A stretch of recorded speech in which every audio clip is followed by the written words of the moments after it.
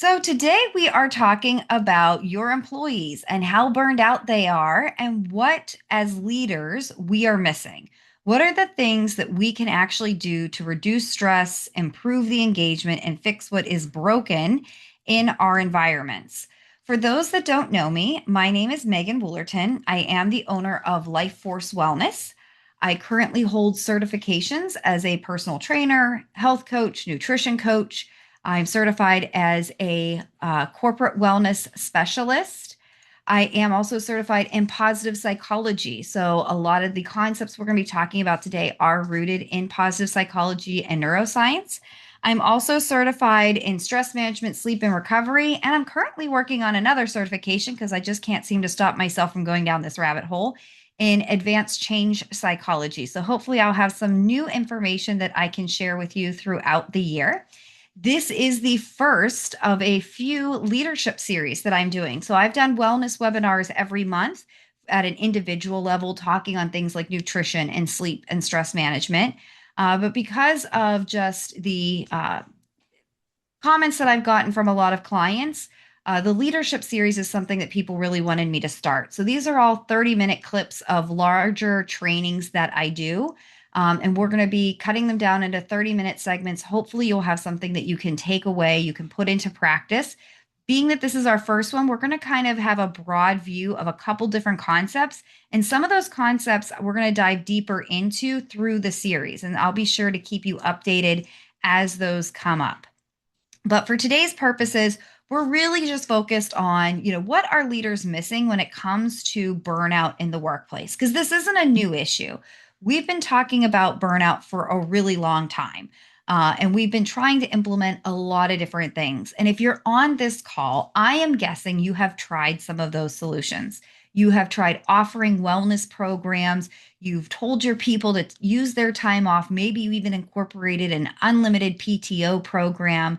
You've encouraged your employees to have more work-life balance, and yet they're still burning out at an alarming rate. It seems like no matter what we do and what we throw at them, our people are still just overwhelmed and burnt out. Now, what you're probably seeing when it comes to burnout is first and foremost just that overwhelm. You go to an employee and you can just tell there are so many things to do. They don't feel like they have enough time in the day. They are just completely overwhelmed. You're probably also seeing that disengagement. There's been a lot of conversations around quiet quitting. And really, is it quiet quitting, or are they just so burned out they've fully disengaged? We see high turnover. So people are not staying at companies as longer. The grass always seems greener on the other side. And so there's a lot of high turnover, low accountability, blame game, that blame shifting, finger pointing. Nobody wants to be held accountable for anything, and just emotional exhaustion. Maybe some of your employees have gotten to the point that they are so exhausted they can't even get angry or frustrated or sad anymore. They're like zombies sitting at their desk. If these are things that are showing up in your workplace, then you definitely have a burnout issue. Burnout can be caused by that chronic workplace stress that has not been successfully managed, but it's not the only place that that comes from. Burnout happens in the home and at the office, and there's other things that really lead to burnout. And those are lack of control, lack of clarity, lack of good connections, and lack of recognition. And a lot of these are deeply rooted in psychology in the PERMA V model when we talk about positivity and engagement and achievement, and also in just how our brains are wired to be part of a group, be part of a tribe. And so a lot of these other factors, that lack of connection, clarity, control, and recognition, play a big role. It's not just the amount of work somebody has. The other thing we need to recognize is that burnout is not an employee failure. There is a lot of talk that I have had with leaders that, it's our people don't know how to manage their stress. So they want me to come in and just do a stress management workshop. If they could just learn how to handle their stress, they wouldn't be burned out. That is not always the case. Sometimes your people are trying their best. Yeah, I fully agree that education is a big part of that some people don't know how to properly manage their stress. So offering that is a helpful tool, but that is not the end all be all. And a lot of times it's not fully the employee's fault. A lot of times it's a system failure. It might be a system that they have in place, but it could also be a system that you have in place in the organization as a leader. So there's some hidden drivers to burnout, and we're going to dive a little deeper into these today.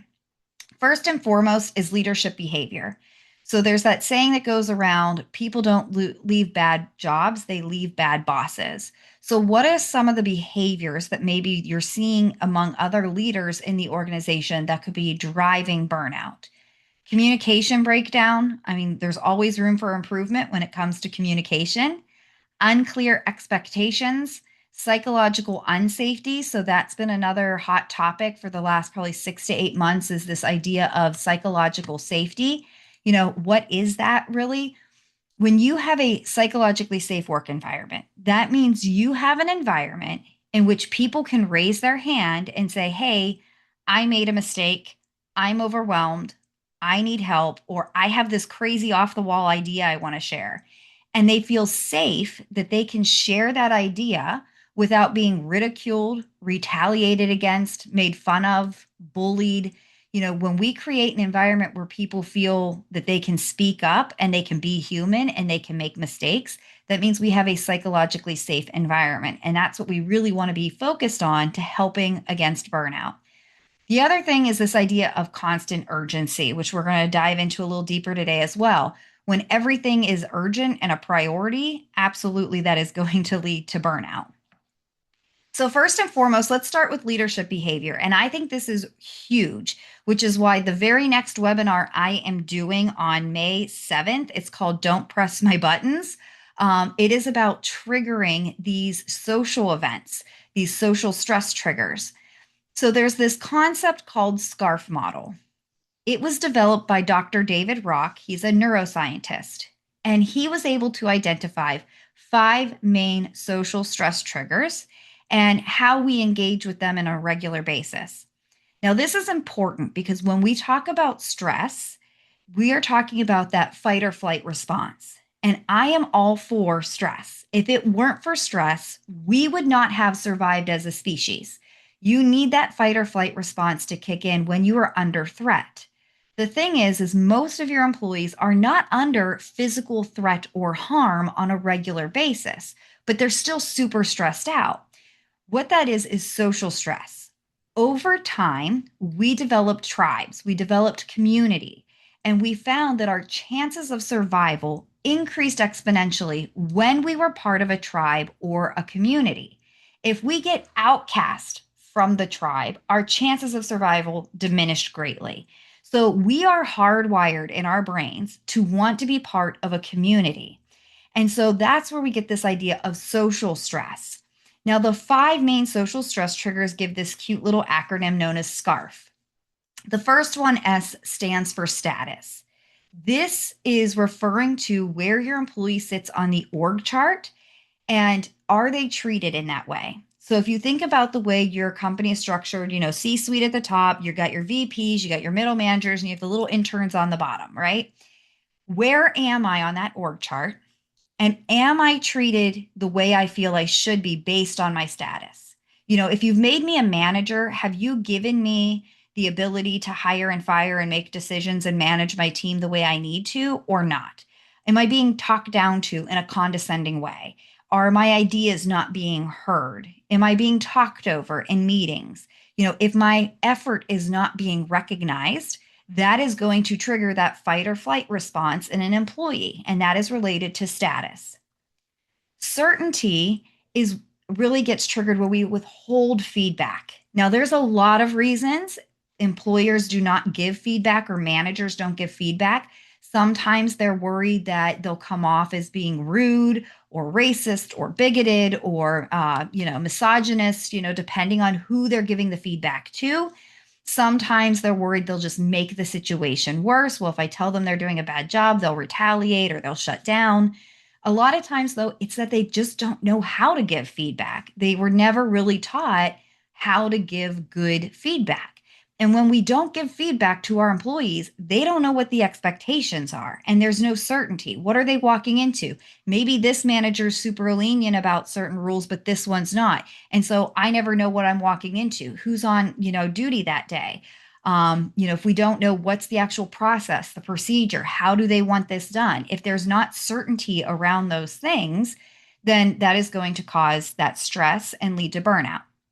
Next is autonomy. And this is a big one. None of us like to be micromanaged. Since we were toddlers, we've gone, I want to do it all by myself. And you think we would outgrow that mentality, but it actually gets worse as we get older because now we go, I'm an adult. I know how to do my job. Maybe I've been doing this job for 10 years. I don't need someone to look over my shoulder and tell me if I'm doing it right or wrong.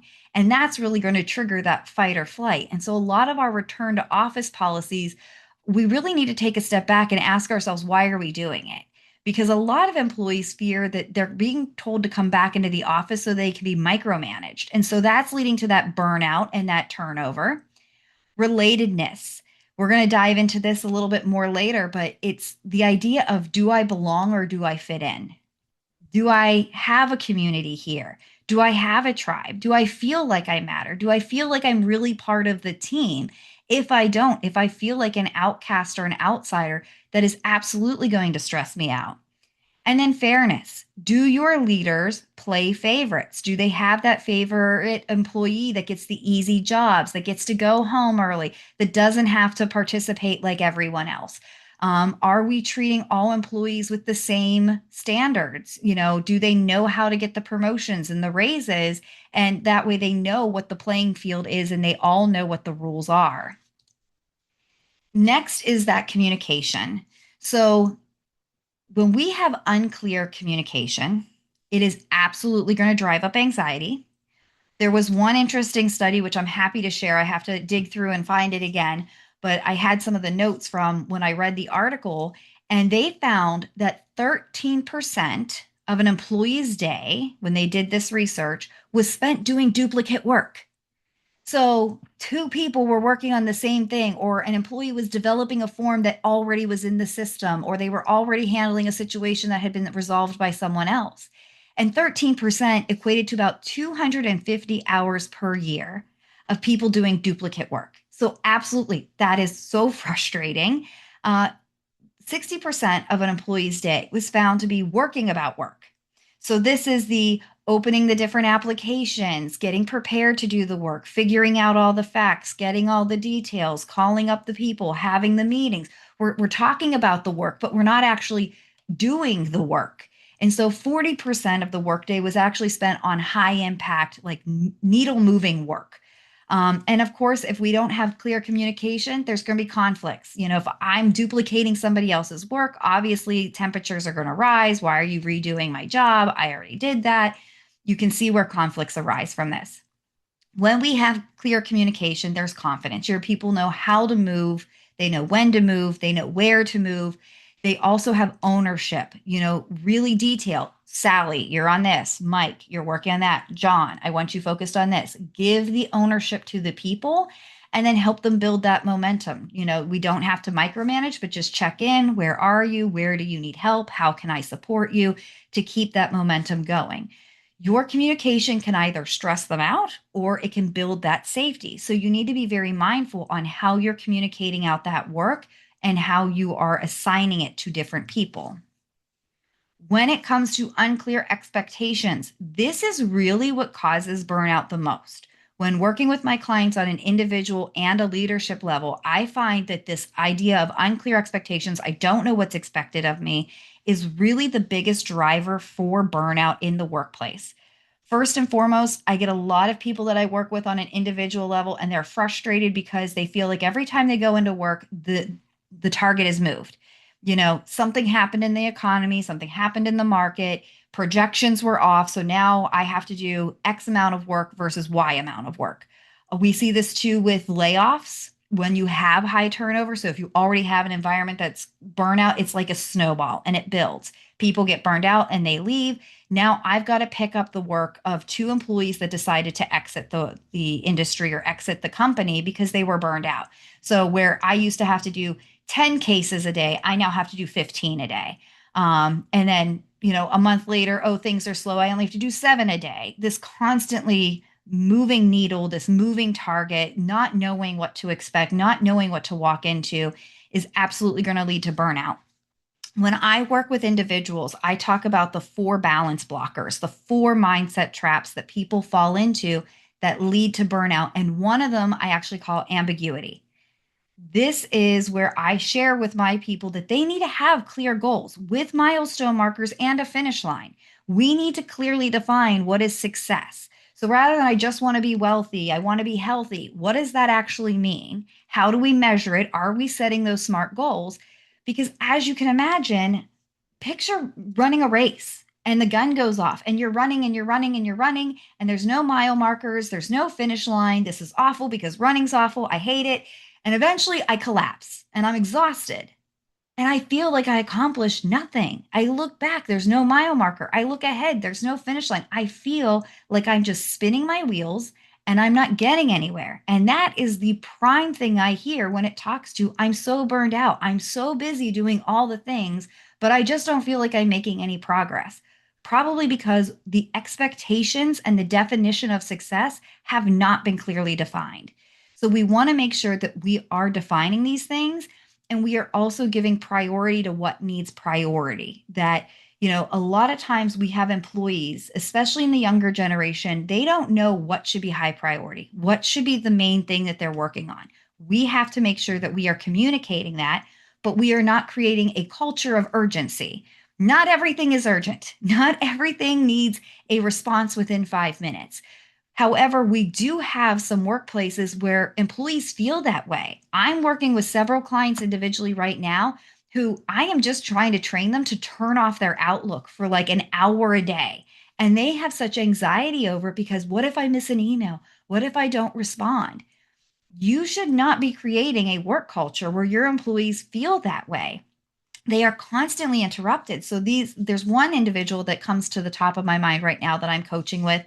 And, she has a big project she needs to get done. She's trying to digitize forms for a new HRIS system that they're implementing in the workplace. And so she has to get all these things digitized, but like to turn off her Outlook and shut her door for 1 hour a day just to focus on this project, she just gets so overwhelmed because she's worried about what happens when she doesn't respond to that email. People come knocking on the door. So she has these constant interruptions and she's not making progress on priority projects.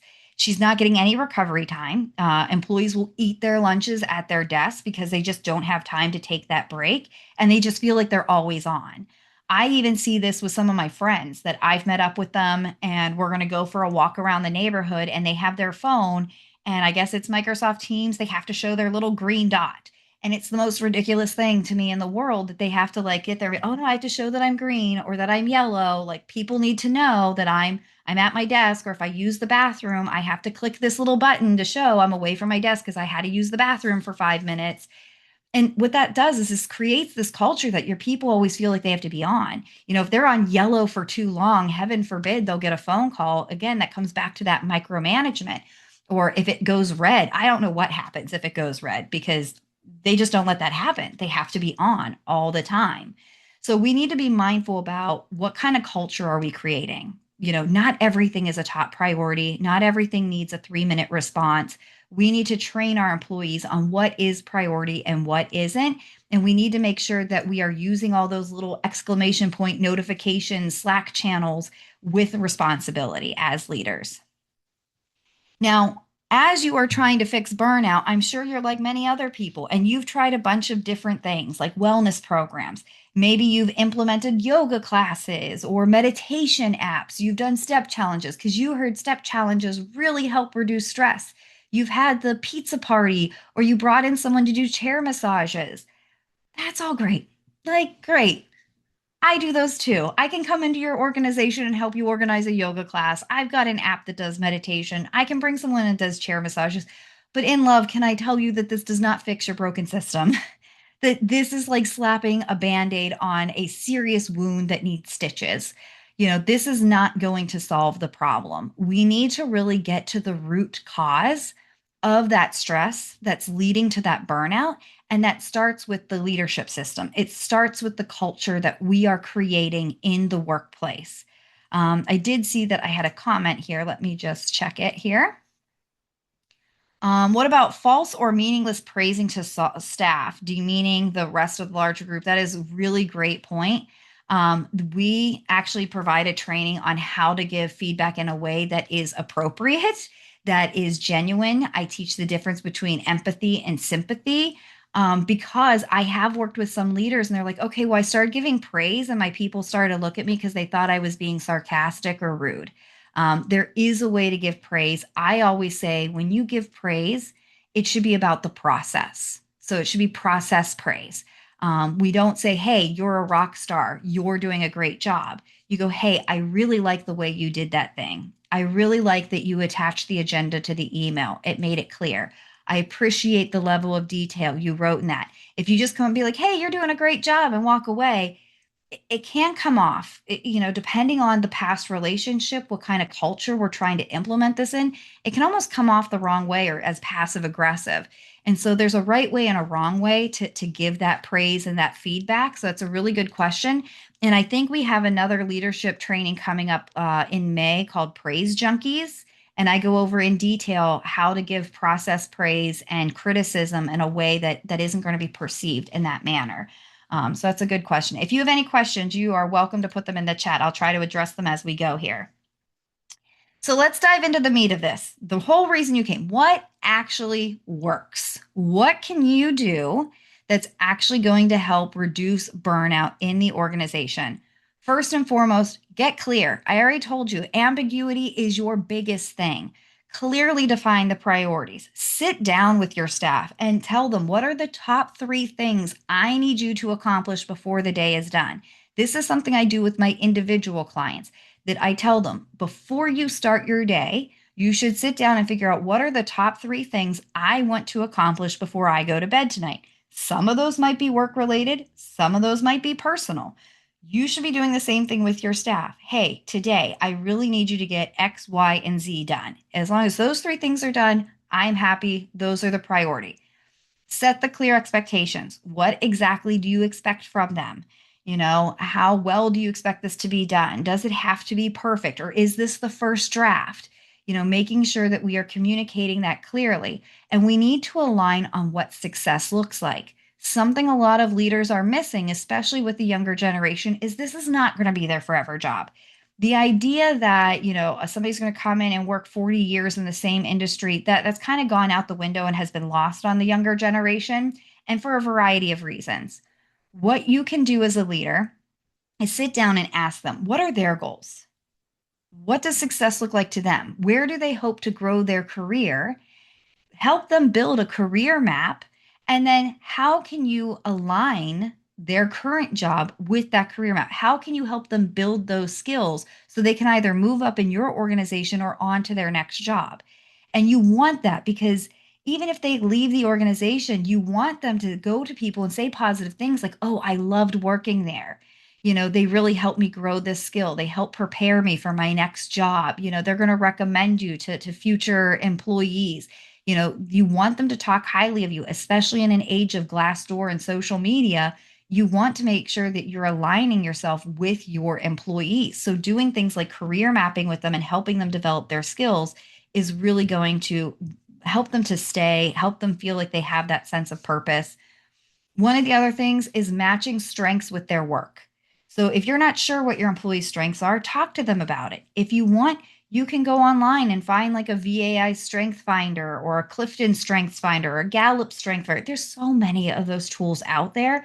Pick one that you like and have your employees take that and figure out how can you assign them work that plays into their strengths.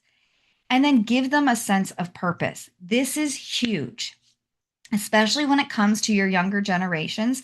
Deloitte did a study and found that 90% of millennial and Gen Z respondents said that having a sense of purpose in their work was very important to their job satisfaction and overall well being. So, how do I, as this little cog in this giant machine, actually make a difference? How am I making an impact to our mission? Can you link the job I'm doing today to the greater mission? You know, I've done experiments with some people. We've gone in and we're like, okay, what's the job you're doing? Okay, well, you do that. And then Susan takes the information that you put in and she does this with it. And then it goes to Bob and he does this with it. And then it goes to this group. And then this is how it gets to the end user. And this is how it fits in with our mission. This is how you're making a difference in someone's life. Every business is successful because they're making an impact for somebody. They're solving a problem. Every business solves a problem. It kind of goes back to that idea of Simon Sinek's, you find your why. What is your why? Every business solves a problem. And Gen Z specifically likes the idea of making social impact. So, how is what they're doing on a day to day basis in their job making that social impact, making it to the end user, solving a problem, and helping somebody?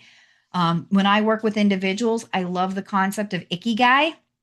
So it's a Japanese concept of your purpose, and it's where what you're good at, what you love, what the world needs, and what you can be paid for all intersect. So sitting down and just asking your employees, like, hey, what do you love doing? What are you good at doing? What do you think that we need here in the office or what the world needs? And then what are we paying you to do? And where do all four of those things intersect? There's their purpose. So helping them align their purpose with their work is huge. Strategy two, control. You have to give your people autonomy.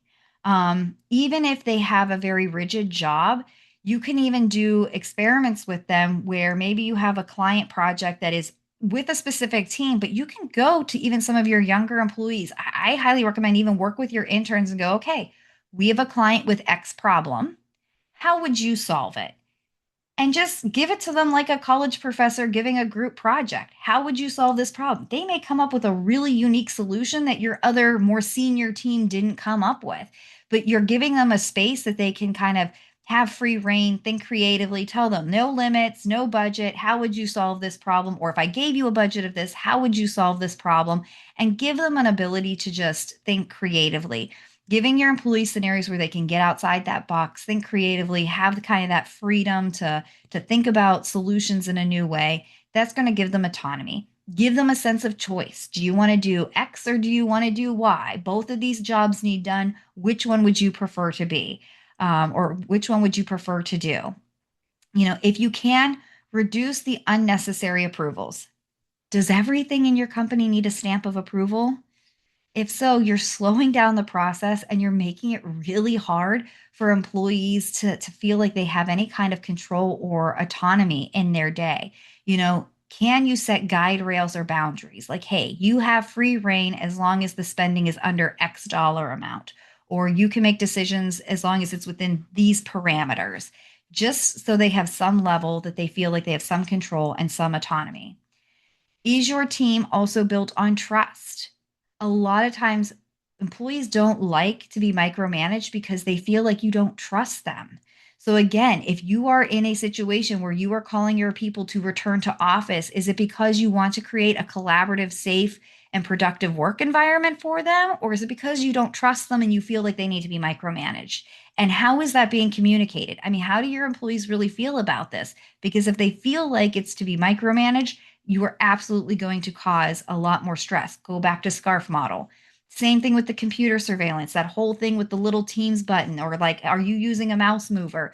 Are you constantly watching every little thing that I do? When people are under surveillance, obviously that is going to rise the temperature, rise the burnout. So, where can we kind of back off? Where can we start trusting our employees and give them a little bit more creative space? The third thing, are you creating connections in your workplace? If you want to know how your employees feel, ask them just point blank, do you feel like you're fitting in or do you feel like you belong here? Brene Brown did her research and she found the opposite of belonging is fitting in. So, do I really feel like I belong in this community or am I just trying to fit in with the crowd? You know, Remember, these are humans.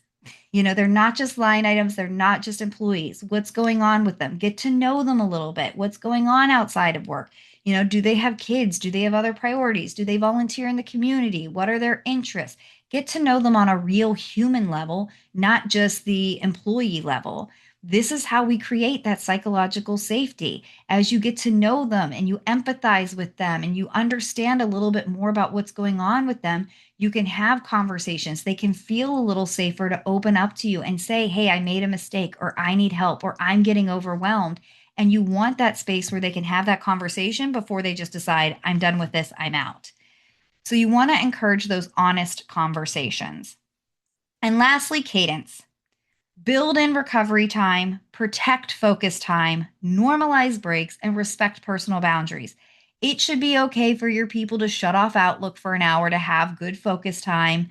They should be able to take their lunch breaks or go for a walk for 10 minutes after a really stressful meeting or conversation or after having one of those focus times. And we should be absolutely respecting their personal boundaries. We should not be calling our people while they're on vacation or having family dinner in the evening. We want to make sure that we are being respectful of those boundaries. And there's a lot of companies that really overstep there. Most of your companies probably are not life-saving companies. You're really not needing to know something. It can wait. You can ask somebody else. It might take longer, but we need to be respectful, because if your people can't shut off and they're always on, that is absolutely going to lead to burnout. So I just want to ask you, and to think about it after everything that we've talked about here today, what is one thing that you are doing right now that might be adding stress to your team? Maybe you didn't realize how much of an impact it had. Is there a manager or a leader or someone in your organization that, as I was saying things, you were like, ooh, so and so kind of does that. We need to address it. Where can you make those changes? My recommendations for your next step: one of the best things you can do is train your team on SCARF, those five main social stress triggers, because a lot of times they don't realize they're causing stress with their actions and their behaviors. And when they have an understanding of how our brains are wired and how this causes stress, they can start to eliminate some of those behaviors or address them differently. Focus on leadership development. I love how Henry Ford put it. It is better to train your employees and have them leave than to never train them and have them stay. It is better to build up your staff on communication skills, how to give praise, how to give criticism, how to give good feedback, how to help employees define success. All those things are truly helpful and going to make a huge impact. I also recommend doing an organizational assessment. I used a perceived stress assessment. You can find it online. You do it monthly with your team, and you kind of look for what are the months that seem to be the most stressful, which ones seem to be the less stressful. How can we then prepare for next year? If we know every year November and December is going to be stressful, it's the end of year, it's the holidays. What can we do to start offloading some of the stress in advance? How can we plan for it in advance? But you need that data to track it. And then develop a culture of psychological safety and belonging, just building that trust, getting to know your people on a real human level. I'm certainly going to open this up for questions, but we are at time. And like I said, I want to be mindful of your time. You are welcome to connect with me on LinkedIn. Like I said, this is the first of a couple of leadership trainings, and I could obviously talk on this for a long time. If there is a topic that you would like me to dive into a little bit deeper, maybe it's on giving feedback, maybe it's on creating psychological safety, please feel free to reach out to me. Send me an email, connect with me on LinkedIn, book a consult call. I'm happy to pull something out of my catalog and put it out on Eventbrite and share that with you. Yes, they're all 30 minutes and they're free. I do offer them if you wanted me to come in and do leadership training or do a webinar for your group on something specific. We can customize something. I am happy to share that with you as well. All right, if that's it, then I will let you all go. Thank you so much for joining me today. I hope you guys have a good rest of your day, and I hope to see you on the next one.